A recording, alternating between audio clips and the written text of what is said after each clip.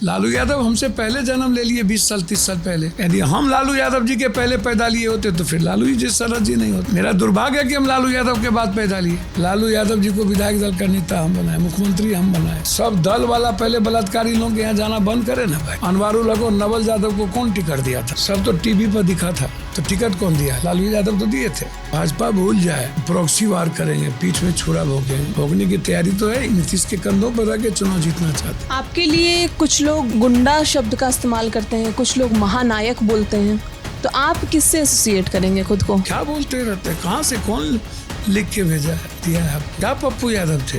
इन सीमांचल, कोसी, मिथिलांचल कांग्रेस की जमीन रही है। कांग्रेस की आइडियोलॉजी को मानने वाले लोग हैं। वहाँ के लोग एक नया विकल्प चाहते हैं जिसमें कांग्रेस को देखना चाहते हैं। तेजस्वी यादव को आप सीएम फेस मान रहे हैं या नहीं महागठबंधन से? हम जब एमएलए बने थे तो वो जन्म नहीं लिए थे। नए विकल्प के तौर पर अगर हम बात करें तो ओवैसी भी इस बार बोल रहे हैं कि सब लोग आजकल दुकानदौरी खोल करके मुख्यमंत्री का सपना देखने लगे हैं। मेरा वो सीट, जो सीट मेरा परंपरागत रहा, उस पर हम लड़े। क्या आप कभी नहीं सोचे कि सीएम आपको बनना चाहिए? ईबीसी, ओबीसी, एसटी, एससी ही मुख्यमंत्री होगा।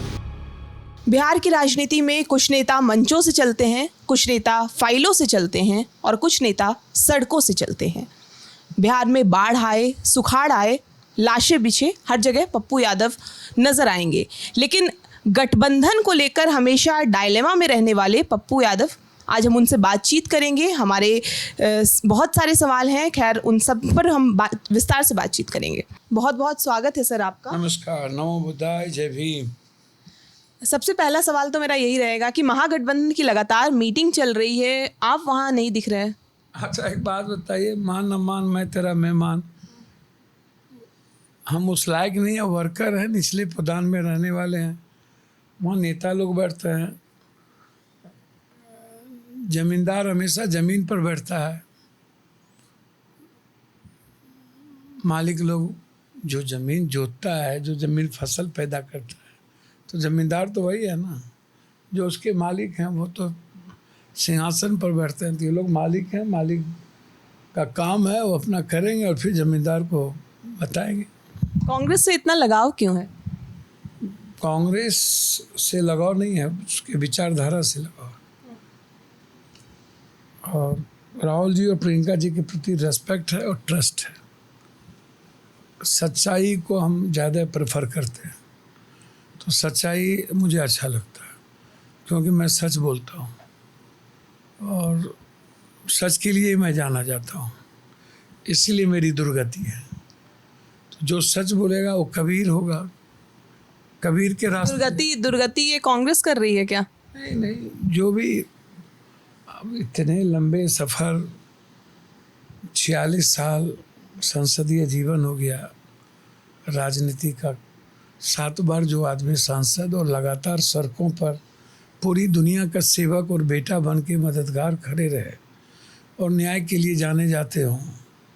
कोई जात पात का पता नहीं है, आनंद मार्गी है, हिंदू मुसलमान जानना नहीं कभी चाहे, सोचते भी नहीं, कल्पना भी नहीं करेंगे। जिस दिन राजनीति करने के लिए और सियासत और कुर्सी के लिए जात जानना होगा या जात पात और बैकवर्ड फॉरवर्ड का सहारा लेना पड़ेगा, उस दिन या तो मर जाएंगे या तो राजनीति छोड़ देंगे। तो इसीलिए बहुत इंटरेस्ट दकियानुसी चीज़ें जो भारत में चलती आ रही है, उस सबसे पप्पू यादव का कोई इंटरेस्ट नहीं है, दूर दूर तक।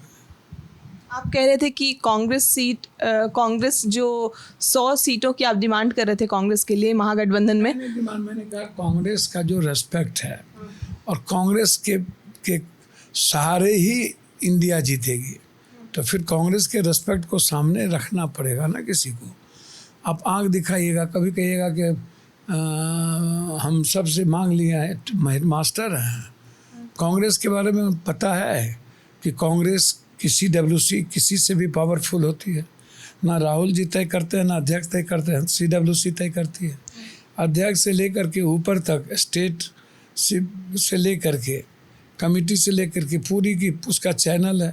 तो कांग्रेस के ये मुखर कानून है क्षेत्रीय पार्टी की तरह, हम हिटलर की तरह चलाएंगे, जिसको बनाया जो बनाएंगे, जो करेंगे, जिसको हटाएंगे। ऐसा होता है क्या? कांग्रेस की एक वर्किंग वे है, उसके संवैधानिक।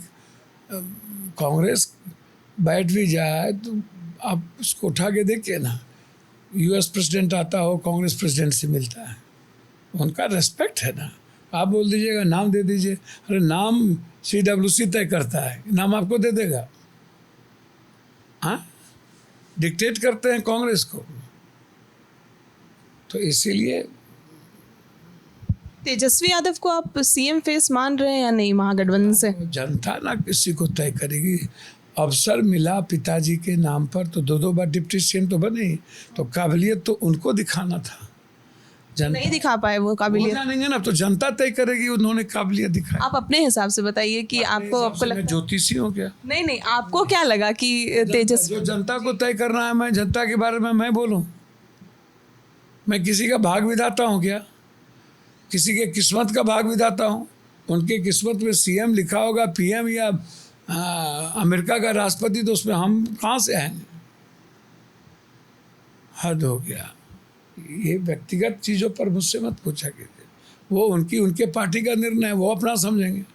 हमसे आप पूछिएगा, गठबंधन का निर्णय होगा सीएम फेस को लेकर तो। वो तो राहुल गांधी जी तय करेंगे, सब गठबंधन के घटक बैठ के तय करेंगे ना। तो आज तय नहीं ना करेंगे, तो चुनाव होगा तब ना तय होगा। तय होना है, लेकिन सीटों के बंटवारे पे भी बात आ रही है कि कितनी सीटें किसको मिलेगी। उस हिसाब से अगर आप देखें तो जो भी वहाँ से विधायक का चेहरा कौन होंगे, ये क्या आप भी उस चयन आयोग में आप भी रहेंगे क्या? चयन आप भी करेंगे क्या? हम काहे का चयन? कांग्रेस के लिए चयन हमारे लीडर को करना है। हम अपनी बात जरूर रखेंगे, उचित प्लेटफॉर्म पर रखेंगे। जब पूछा जाएगा तो मजबूती के साथ अपने परिवार के बीच बात रखेंगे। सीमांचल का क्षेत्र अगर हम बात करें तो वहाँ पे आपका स्टैंड क्या होगा? क्या आपको लगता है कि फिर से आपके लिए तेजस्वी राह का रोड़ा बन सकते हैं? सीमांचल है, मिथिलांचल है, कोसी है, सब परिवार है ना। पप्पू परिवार या पप्पू सीमांचल परिवार, कोसी परिवार, मेरे लिए कोई जात पात है, हिंदू मुसलमान है, हम तो सब आंगन के बेटे हैं, सेवक हैं। तो हमारे लिए क्या करना है? कौन आता है कौन जाता है, हम तो परिवार के हिस्से हैं और तय हमारे परिवार को करना है कि उनका निर्णय क्या होगा। लेकिन सीमांचल, कोसी, मिथिलांचल कांग्रेस की ज़मीन रही है, कांग्रेस की आइडियोलॉजी को मानने वाले लोग हैं। वहाँ के लोग एक नया विकल्प चाहते हैं जिसमें कांग्रेस को देखना चाहते हैं। नए विकल्प के तौर पर अगर हम बात करें तो ओवैसी भी इस बार बोल रहे हैं कि किसी के बारे में हमसे क्या पूछना हो, तो सब जगह जाते ही रहते हैं, सबको अपना अपना राइट है अपनी पार्टी के बारे में।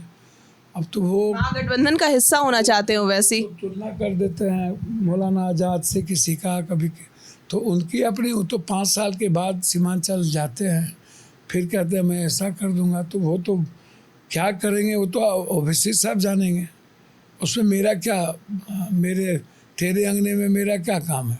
तो ओवैसी साहब को जनता कितना समझी है, कितना परखी है और कितना देख रही है कि वो क्या क्या करते हैं, तो सब कुछ देख रहा है। जनता है, पब्लिक है, ये सब जानती है, इसीलिए सबको आने का राइट है।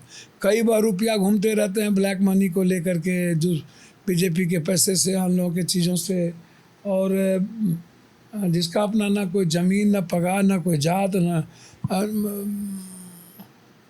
का वोट, ना कोई मतलब। सब लोग आजकल दुकानदौरी खोल करके मुख्यमंत्री का सपना देखने लगे हैं।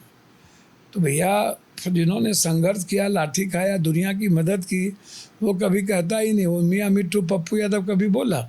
जनता को तय करना है, हमको एक प्लेटफॉर्म नहीं। जो अभी 6 महीना पहले ब्लैक मनी से लेकर के आएंगे, हम मार्केटिंग करेंगे, सोशल मीडिया डिजिटल पर पैसा दे करके अपनी मार्केटिंग करेंगे। वो कहता है, पहले बोला कि हम MLA नहीं बनेंगे, फिर बोला कि MLA बनेंगे, फिर बोल दिया मुख्यमंत्री का कैंडिडेट है। तो बहुत रुपया लोगों की कमी है, तो ओवैसी साहब भी मालिक हैं एक पार्टी के, तो वो जाएंगे तो उसमें हम क्या बोल सकते हैं भैया? जनता बोलेगी क्या जो बोले। सीएम दावेदारी की बात की आपने एक बार बयान ये भी दिया था कि 40 लोग हैं, 40 सीएम फेस महागठबंधन की तरफ से आएंगे, एक मेरा भी रहेगा। आपने मजाकिया अंदाज में हालांकि बोला था। तो क्या आप कभी नहीं सोचे कि सीएम आपको बनना चाहिए? मैं भैया, जनता न तय करेगी, सपना तो सब देखता है। मैं तो सपना सबसे ज़्यादा मुझे देख लेना चाहिए। क्योंकि 24 घंटा जनता के लिए मैं जीता हूँ, उसकी बात करता हूँ, उसके लिए जीता हूँ। एम्बुलेंस के पहले पहुँचता हूँ, हाथ में पान न पान की डंडी के लिए खड़ा रहता हूँ, हर आदमी की मददगार हूँ, मदद करता हूँ। तो क्या करना चाहिए आप बताइए ना। एक बेटे को अपनी माँ से क्या एक्सपेक्टेशंस नहीं रखना चाहिए। हम जब सेवा करते हैं तो क्या एक्सपेक्टेशंस होगा ना। पूरे देश में भुज में भूकंप आया, वहाँ जाते हैं, जनता को मारती है, सब जगह पूरे बिहारी को मारता है, उसके लिए लड़ते हैं। यहाँ तो उस देखिए एक बात समझिए, time will must be important. Time, person, place, way and subject, समय काल पात के अनुसार सब कुछ चलता रहता है। इसलिए उस पर चिंता मत करिए, वक्त तय कर देगा। परिस्थितियाँ हीरो बनाती हैं। हीरो की बात कर रहे हैं आप, कन्हैया कुमार को आप कैसे देखते हैं? हम किसी को कैसे देखें, पढ़े लिखे हैं, अच्छे भाई हैं, उसमें क्या देखना है। भाई हैं हमारे, परिवार हैं, हम लोग मिलकर अच्छा करेंगे, कैसे देखना है। और तेजस्वी यादव? भैया हम जब एमएलए बने थे तो वो जन्म नहीं लिए थे। 91 में जन्म लिया, हम 90 में ये लालू यादव जी को विधायक दल का नेता हम बनाए, मुख्यमंत्री हम बनाए। तो तेजस्वी यादव बिल्कुल एक परिवार की तरह है, उसमें क्या देखना है, क्या करना है। परिवार, हम लोग परिवार हैं, उसमें क्या सोचना है। राजनीति अलग है, विचारधारा अलग है, रिश्ता अलग है, तो रिश्ते में हम लोग परिवार हैं। अक्सर हम देखते हैं कि राहुल तेजस्वी के बीच जो बॉन्डिंग दिखती है वो कन्हैया और तेजस्वी के बीच नहीं दिखती है। राहुल जी का क्या बॉन्डिंग है, राहुल जी बहुत सुलझे हुए इंसान है। अब किसी को किसी से कॉम्प्लेक्स हो जाए, कॉम्प्लेक्स की तो कोई बातें नहीं। आपको तो कितना बड़ा खानदानी का अवसर मिला, इतने संघर्ष के तो किसी आजकल के जो विरासत में जो मिलता है, संघर्ष का तो कोई मतलब है नहीं। आजकल तो सब कुछ पैसे पर दिखता है, चुनाव आता है तो सब कुछ पैसे पर दिखने लगता है। तो कन्हैया जी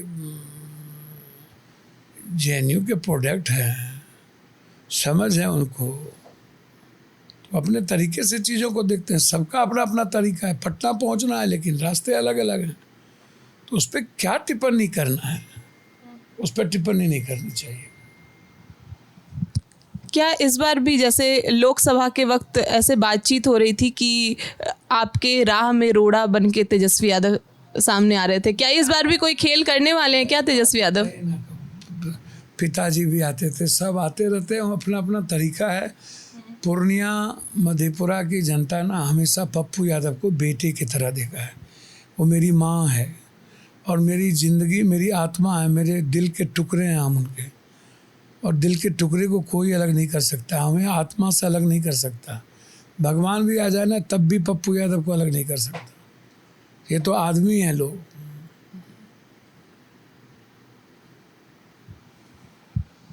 अगर हम बात करें चिराग पासवान की, तो आप लगातार उनके साथ एक तरह से खड़े नज़र आते हैं। आप कहते हैं कि यूथ है, उन्हें भी अवसर मिला। रामविलास जी बहुत बड़े लीडर थे, मौका मिला और उन्हें भी एक छोटी सी विरासत जाति की 3-4% लोग उनको कि रामविलास जी के लड़के हैं, तो मौका उनको भी अवसर मिला। कभी हनुमान हो जाते हैं, कभी कुछ। आप बीजेपी तो कभी चाहेगी नहीं कि चिराग जी आगे बढ़ें। पहले ही उनके परिवार को तोड़ा है, उनके परिवार को मंत्री बना के इनको फेंक दिया दूध की मक्खी की तरह, फिर इनका इस्तेमाल कर लिया, फिर इनके चाचा को फेंक दिया। तो बीजेपी का तो अपना काम है। जब बाले साहब ठाकरे के बीजेपी नहीं हुए और बादल के नहीं हुए तो और किसके होंगे? शिंदे के नहीं हुए, कभी देवगौड़ा के नहीं हुए थे, ममता के नहीं हुए, महबूबा के नहीं हुए, रेड्डी के नहीं हुए, चौटाला के नहीं हुए, दुष्यंत के, तो किसके होंगे? नीतीश जी को कई बार बेइज्जत किया। तो इसीलिए चिराग जी का भविष्य दलित है, ST SC से आते हैं, काम करेंगे, अच्छा आगे बढ़ सकते हैं।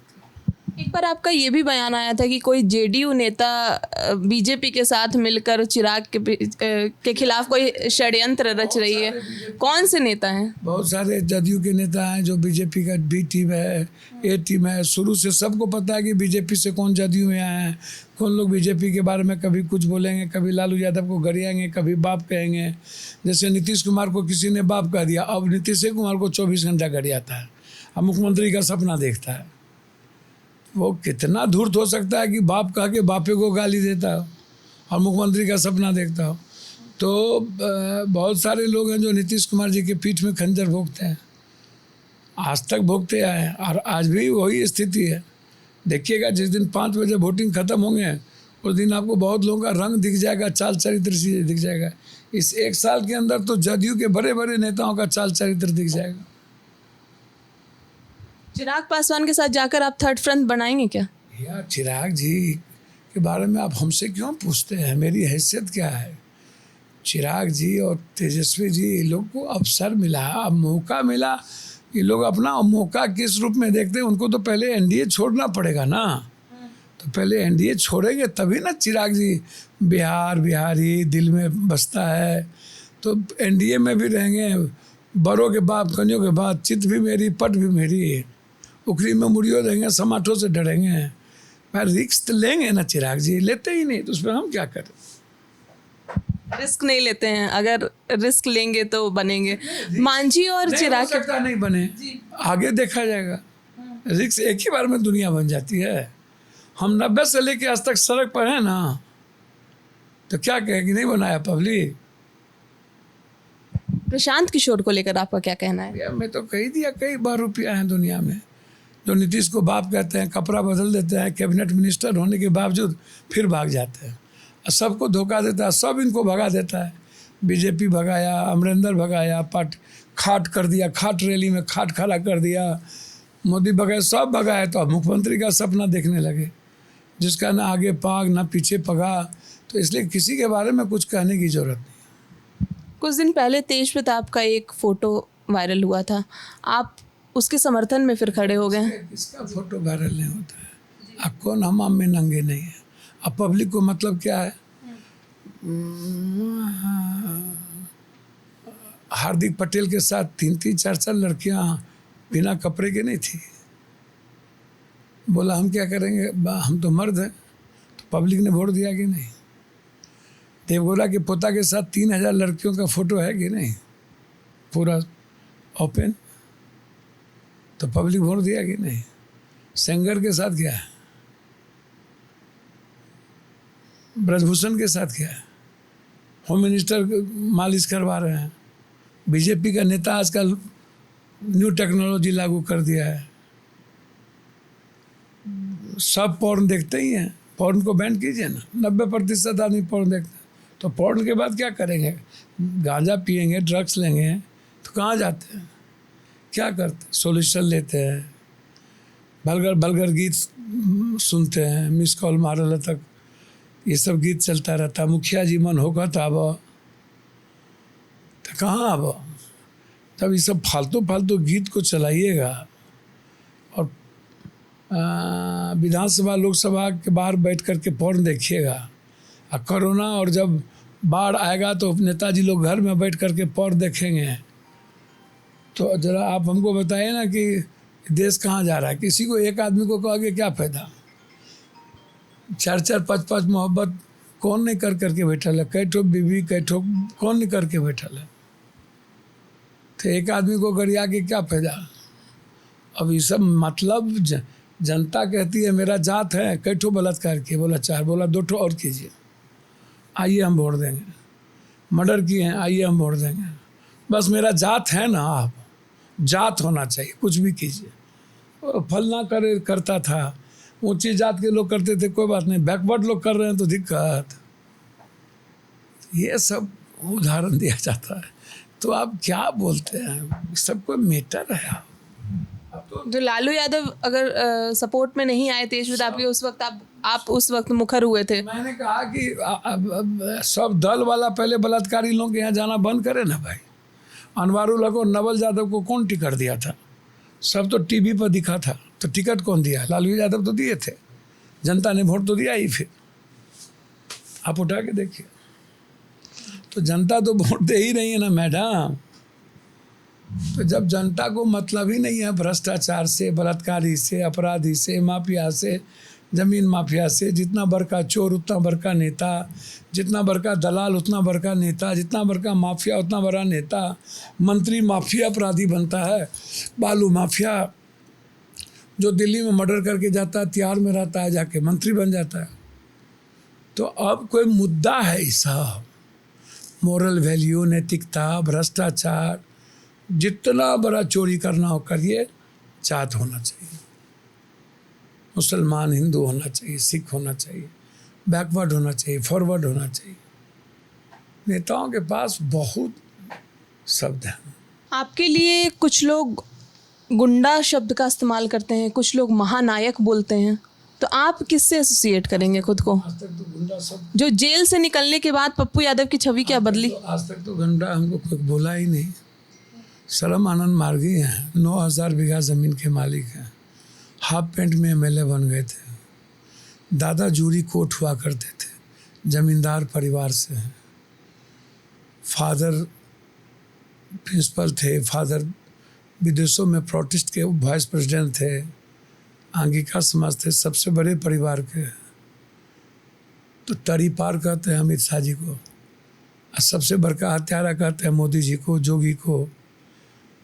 सब भगत सिंह को क्या कहता था, चंद्रशेखर आज़ाद को क्या कहता था, झांसी को रानी को क्या कहता था। अब कांग्रेस के रीजन में जॉर्ज को क्या बोलता था। जब आप सच्चाई के रास्ते चलिएगा तो जो लोग माफिया हैं, तो हमें तो दुनिया में ज़िंदगी में आज तक किसी ने नहीं कहा। एक आदमी का नाम बता दो। क्या पुराना पप्पू यादव अभी जिंदा है? पहुंची का पुराना पप्पू यादव, जेल जाने से पहले के पप्पू यादव थे? क्या थे पप्पू यादव? 90 के पहले यहाँ पर कोई केस थे? कौन सा प्रश्न लेके बैठे हुए? क्या बोलते रहते हैं? कहाँ से कौन लिख के भेजा है, दिया है आपको? क्या पप्पू यादव थे? हम वर्ल्ड के टॉपर थे, हम देश के 1 to 10 5 परिवार में आते हैं। जिन लोगों को साइकिल नहीं था, लुच्चे टुच्चे जो लोग आज करोड़पति अरबपति हैं, उनसे ना पूछिए। हम तो जिंदगी भर वर्ल्ड को बांटते हैं। जितना हम बांट दिए उतना आप सोच सकते हैं क्या? जितना आप दोनों का वजन होगा उतना हम डेली बांटते हैं। क्यों नहीं मेरा सोशल मीडिया देखते हैं?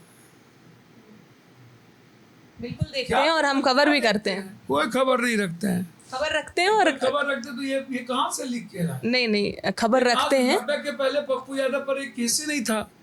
90 में एमएलए बने, उसके बाद सरकार से लड़ाई होती गई, सरकार को जो मन में आया सो करता चला गया।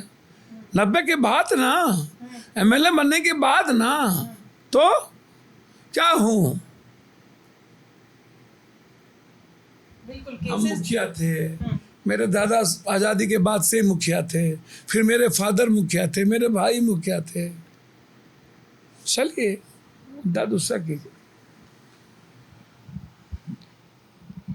90 के दशक की बात कर लेते हैं।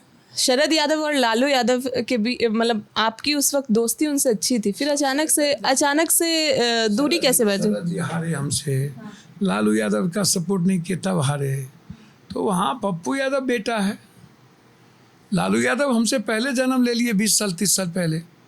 यदि हम लालू यादव जी के पहले पैदा लिए होते तो फिर लालू जी शरद जी नहीं होते।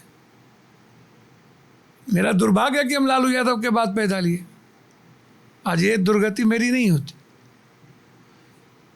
तो विपक्ष का नेता बनाए लालू यादव जी को जान पर खेल के, फिर 11 एमएलए से मुख्यमंत्री बनाए, नीतीश कुमार जी को भी मुख्यमंत्री बनाए साथ में। कभी किसी से कोई उम्मीद नहीं की है। आज तक दोबारा नीतीश कुमार के दरवाजे पर नहीं गए, पैर भी नहीं रखे। लालू यादव के दरवाजे पर नहीं गए।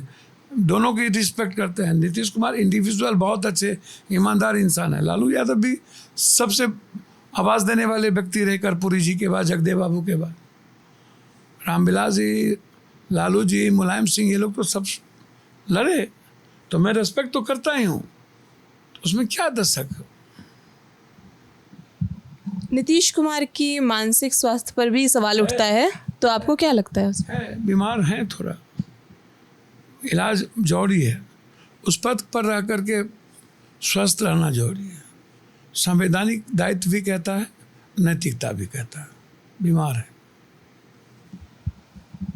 सीएम फेस की बात कर लेते हैं। महागठबंधन और बीजेपी एनडीए की तरफ से क्या आपको लगता है कौन होंगे? भैया हम कैसे जनता न तय करेगी? आपके आपके एंड से कौन होंगे अगर क्योंकि नीतीश कुमार को बहुत बार ऐसा कहा जा रहा है कि 2024 के बाद वो इनएक्टिव हो गए हैं, तो हो सकता है कि चुनाव नीतीश कुमार के फेस पे लड़ा जाए, लेकिन एनडीए की तरफ से फिर बीजेपी के नेता कोई एक्टिव हो, है ना? कोई ईबीसी ओबीसी एसटी एससी ही मुख्यमंत्री होगा, माइनॉरिटीज के लोग ही मुख्यमंत्री होंगे, ईबीसी ही होंगे, कोई और नहीं हो सकता। भाजपा भूल जाए कि प्रॉक्सी वार करेंगे, पीठ में छुरा भोंकेंगे। भोंकने की तैयारी तो है, नीतीश के कंधों पर रह के चुनाव जीतना चाहते हैं। परसेप्शन तो नीतीश कुमार का आज भी इतनी मानसिक स्थिति खराब होने के कारण है ही, इसको समझिए आप। तो मुख्यमंत्री तो एक से एक हो सकते हैं। हम लोग को चुनाव राहुल गांधी जी के संघर्ष और उसके विचारों पर ही लड़ना होगा। राहुल गांधी के चेहरे पर ही हम लोग को चुनाव लड़ना पड़ेगा। तो सभी जाति धर्म के यूथ जो है ना, महिलाएं, बेटियां, गरीब, वो राहुल गांधी जी के साथ खड़े हों। आप अपने बेटे को भी चुनाव में इस बार उतारने में, चुनावी मैदान में? तो रणजी खेलता है, इंडिया खेलने की तैयारी कर रहा है, तो वो बेटे को तय करना है क्या करो। अभी आपने तय नहीं किया है कि किस सीट से या चुनाव लड़ने की तैयारी है या नहीं? मुझे नहीं तय करना। वो जब चाहेंगे वो संघर्ष कर सकते, वो आ सकता। तो ये बेनिफिट उनको मिलेगा क्योंकि आप लगातार तेजस्वी यादव पे भी हमलावर हैं और तमाम ऐसे नेताओं पर हमलावर हैं। जब बात आती है कि परिवारवाद की या वैसे, तो आप अपने बेटे को कितना सपोर्ट करेंगे? परिवारवाद, भ्रष्टाचारवाद, ये सब बात का कोई मीनिंग है? जैसा परिवार नहीं है, जैसा वाद, उद्धववाद, फलनावाद, चिलनावाद, ये दुनिया में जितना बीजेपी एक से एक अपने परिवार, दामाद, जमाई को सब पद दे रहे हैं, ये परिवारवाद नहीं है? सब कमेटी में जमाई, दामाद सबको दे रहे हैं बेटी, ये परिवारवाद नहीं है? मेडिकल में, डॉक्टर में नाम लिखा रहे हैं सबका बेटा बेटी, परिवारवाद नहीं है? हद हो। कल तेजस्वी यादव ने भी कहा है ये जमाई वाली बात, तो आप किस पर ये बात कह रहे हैं? सब पर है। जो चेयरमैन बने उसकी बात नहीं कर रहा हूँ। चेयरमैन, अध्यक्ष पद, सब पद तो ले ही रहा है, सब मलादार पद तो खा ही रहा है। लूट सको तो लूट। देखिए, कोई आदमी बोल रहा है तो पहले उनको एक उंगली उधर तो चार उंगली अपने बारे में भी देखना चाहिए। सारा विभाग तो इनके पास भी था, इसीलिए बोलने के पहले हम क्या चाहते हैं उसको भी देखने की जरूरत है। जातीय जनगणना पर अधिसूचना जारी हुई है, क्या कहेंगे आप? बिहार में जो जातीय जनगणना हुआ उससे कितना फायदा होगा? अधिसूचना तो इनको बताना पड़ेगा ना कि क्या हिस्सेदारी, भागीदारी, आर्थिक, सामाजिक, राजनीतिक रूप से आप जिसकी जितनी जनसंख्या उतनी हिस्सेदारी, उसकी सभी चीज़ में भागीदारी। रिटर्न एग्ज़ाम लीजिए और इंटरव्यू ख़त्म करिए, जिससे आरक्षण विरोध की बात आप करते हैं। आपके बाबा लोग कहते हैं जाति जनगणना नहीं, आरक्षण ख़त्म होना चाहिए। 50% आरक्षण राहुल गांधी जी बोलते हैं। जीत था, पहले कहते थे जाति नहीं होगा, एक के जाति होगा, दो ही जाति होगी, गरीब और अमीर। फिर कहने लगे मर्द और महिला। आरएसएस कहती है जाति का कोई मतलब ही नहीं है भारत में। तो इनका नियत ही सही नहीं है, बस इनको राजनीति करनी है और कुछ नहीं करना है। कोई पारदर्शिता नहीं है, कुछ भी नहीं है, इनको राजनीति करना। पप्पू जी, एक सवाल ये है कि कांग्रेस का 2020 विधानसभा में जिस हिसाब से परफॉर्मेंस रहा, 70 सीट पे चुनाव लड़ी, 19 सीट जीती, और उस हिसाब से अगर हम लेफ्ट का परफॉर्मेंस देखें तो बहुत बढ़िया था। तो क्या इस बार जो जितनी डिमांड हो रही है लेफ्ट की तरफ से, या कांग्रेस को कौन सीट मिली थी जिस पर कभी आरजेडी जीता ही नहीं था? बीजेपी वाली सीट, तो वो थोड़े चलने वाला है। मेरा वो सीट, जो सीट मेरा परंपरागत रहा, उस पर हम लड़ेंगे। आप जो दे दीजिएगा वो लेने वाले में से नहीं है। और अगली बार आप संगठन कौन बनेगा, संगठन कैसे होगा, कौन कैंडिडेट होगा, कौन सीट लगेगी, ये कांग्रेस तय करेगी, कोई और तय नहीं करेगा। ये आप समझ लीजिए, इसको लिख लीजिए आप सादे कागज़ पर। तो सारे बीजेपी का सीट दे दिए, मालिक का तो अपनी ज़मीन है ही, तो मालिक का तो रेस्पेक्ट होना ही चाहिए, उसमें क्या दिक्कत। मुकेश सहनी की पार्टी 60 सीट डिमांड कर रही है, डिप्टी सीएम पद भी डिमांड कर रही है। नेता है, अपनी अपनी राग, अपनी डफली, अपनी बिल्ली, सब करते ही है। तो वो नेता है, वो यदि अपनी बात रख रहा है तो क्या दिक्कत है, सबको अपनी बात रखने का राइट है, उसमें हम क्या बोलें भाई। मुकेश जी अपने जाति के आधार पर पार्टी बनाए हुए हैं और कह रहे हैं कि मेरी जाति मेरे साथ। तो जाति की राजनीति में उनका अपना डिमांड है, अपना राइट है। आपका मुद्दा इस बार क्या होगा विधानसभा चुनाव में? बिल्कुल भ्रष्टाचार मुक्त, मक्का और मखान की एमएसपी, मक्का को 2500 रुपया कर लो, आते ही मक्का 2500 रुपया, मखान 10 गुना ज़्यादा, दलाल मुक्त, अपराध मुक्त, माफिया मुक्त, मिटा दे। एजुकेशन और हेल्थ, रिटर्न एग्ज़ाम होगा, इंटरव्यू पर लड़ाई चलेगी।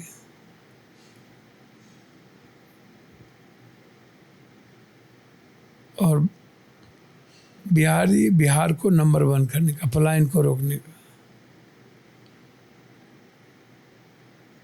घिसी पिटी राजनीति नहीं होगी। Justice, minimum requirement, fundamental right. Block गांव जाएगा, गांव ब्लॉक नहीं आएगा। ये मेडिकल माफिया गिरी समाप्त होगी, चिंता न करें। पप्पू सिंह पर भी आपने एक बार कमेंट किया था कि ब्लैकमेलर्स जितने भी हैं, और हाँ आपने कहा था, और उस पर पप्पू सिंह ने ये जवाब दिया था कि हमारे पास एक मैसेज है, वो अगर हम दिखा दें तो। कौन सा मैसेज की बात कर रहे हैं? भाई हैं वो बड़े हैं और उनके रेस्पेक्ट में कभी कमी नहीं। वो पारिवारिक हैं, राजनीति अलग है, रिश्ता अलग है। बहुत शुक्रिया पप्पू यादव जी आपका। तो ये थे हमारे साथ सांसद पप्पू यादव। आप देख रहे थे TV9 और हमारे साथ कैमरे के पीछे इकबाल थे। बहुत शुक्रिया।